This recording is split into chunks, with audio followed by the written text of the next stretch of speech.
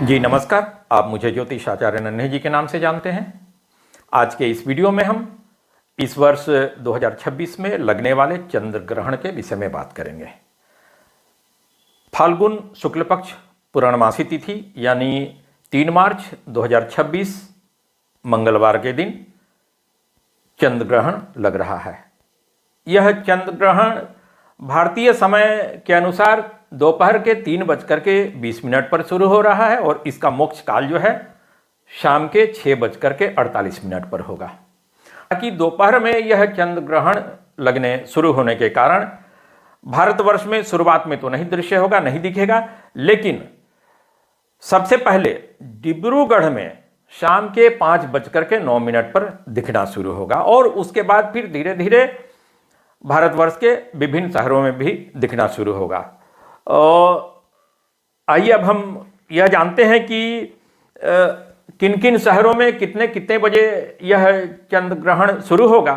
क्योंकि तभी से फिर खान पान वगैरह वर्जित होने की बात आएगी। तो शुरुआत करते हैं डिब्रूगढ़ से। डिब्रूगढ़ में यह चंद्र ग्रहण शाम के 5:09 पर शुरू होगा। फिर अगरतला में शाम के 5:27 में, गुवाहाटी में शाम के 5:24 में शुरू होगा, अहमदाबाद में 6:44, प्रयागराज में 6:05, अमृतसर में शाम के 6:30 में शुरू होगा, बेंगलोर में 6:28, भोपाल में 6:24, चंडीगढ़ में 6:19, चेन्नई में 6:17, देहरादून में 6:17, दिल्ली में 6:22 पर शुरू होगा, पटना में शाम के 5:51 पर शुरू होगा, आरा में 5:57 पर शुरू होगा, गया में 5:54 पर शुरू होगा, बक्सर में 5:57 पे शुरू होगा, सासाराम में शाम के 5:58 से शुरू होगा, छपरा में 5:54 पर शुरू होगा, फिर भुवनेश्वर में शाम के 5:53 पर शुरू होगा, पुरी में शाम के 5:53 पे शुरू होगा, बम्बई में 6:45 पर,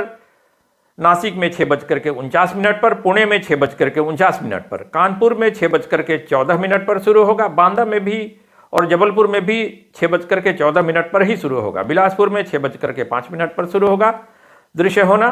कटनी में शाम के 6:11 पर दृश्य होना शुरू होगा, सतना में 6:09 पर, रीवा में 6:07 पर, सिंगरौली में शाम के 6:02 में दृश्य होना शुरू होगा, जयपुर में 6:19 पर, अहमदाबाद में शाम के 6:44 पर दृश्य होना शुरू होगा, हैदराबाद में 6:22 पर, जम्मू में 6:19 पर दृश्य होना शुरू होगा, फिर सिवान में शाम के 5:56 पर दृश्य होना शुरू होगा, मुजफ्फरपुर में 5:51 पर, मुंगेर में 5:48 पर, भागलपुर में 5:54 पर, पूर्णिया में 5:43 में शुरू होगा, सीतामढ़ी में 5:51 में, दरभंगा में 5:49 में शुरू होगा, मोतिहारी में 5:53 में शुरू होगा,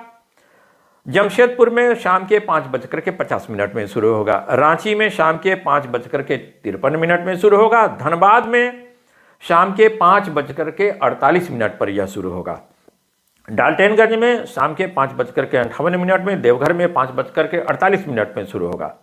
हजारीबाग में 5:53 में शुरू होगा, आसनसोल में 5:48 में,